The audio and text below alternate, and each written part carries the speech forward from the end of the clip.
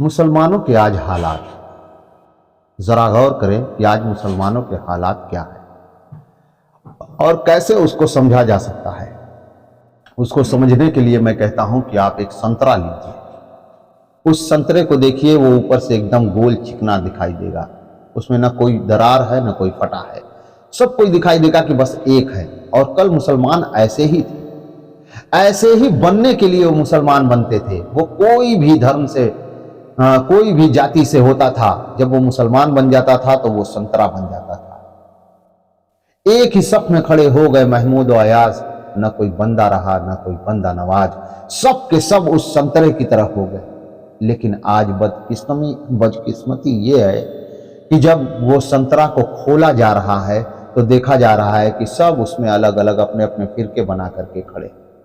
कोई देवबंदी है, कोई बरेली है, कोई अहले हदीस है, कोई सुन्नी है, कोई शिया है। अभी दूर छोड़ें, उस संतरे के अंदर जो एक फांकी खड़ा है उसको भी निकाल करके जब आप फाड़िएगा तो उसमें भी सब के सब खड़े, कोई किसी की बात मानने को तैयार नहीं है। एक मस्जिद में सब नमाज पढ़ रहे हैं, सब एक साथ एक इमाम के सामने झुक रहे हैं, खड़े हो रहे हैं, रुकू कर रहे हैं, सजदा कर रहे हैं, लेकिन किसी एक मंच पर वो खड़े नहीं है। वो दिखावे के लिए खड़े हैं कि हम आपके साथ नमाज पढ़ रहे हैं, लेकिन नमाज की भी आज वैल्यू उनके दिल दिमाग में नहीं। अपने उस इमाम को जिसको उन्होंने मुंतखब करके आगे रखा है, अगर उनसे भी कुछ इमाम कह दे तो भी वो मानने के लिए तैयार नहीं। मस्जिद से बाहर आकर के बातें करने लगेंगे कि उन्होंने सही कहा, उन्होंने गलत।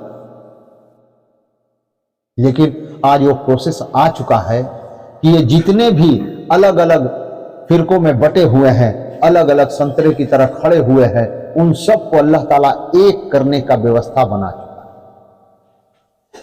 वो व्यवस्था क्या है कि उस सारे संतरे को जो छिलके के अंदर छुपा करके अपने आप को फिरके में बांट कर रखे हैं, उसको छील करके अल्लाह ताला मशीन में डाल देगा। और जब मशीन चलाया जाएगा तो वो मशीन में सब फिरका खत्म, एक जूस बन के बाहर आएगा। और वो एक मुत्तहिद, एक ताकतवर व्यक्ति के पीछे जब वो खड़े होंगे तो ये मुसलमान कौम भी जो 18 से 20% है, वो भी दिखाई देगी कि कहीं ना कहीं इनकी भी कुछ अहमियत है, कुछ वोट है। तो जितने राजनीतिक पार्टी हैं वो सब हमारी तरफ आस लगाकर दौड़ेंगे और कहेंगे कि हमें आपका वोट चाहिए, जो कि आज हम बिन मांगे वोट देते हैं।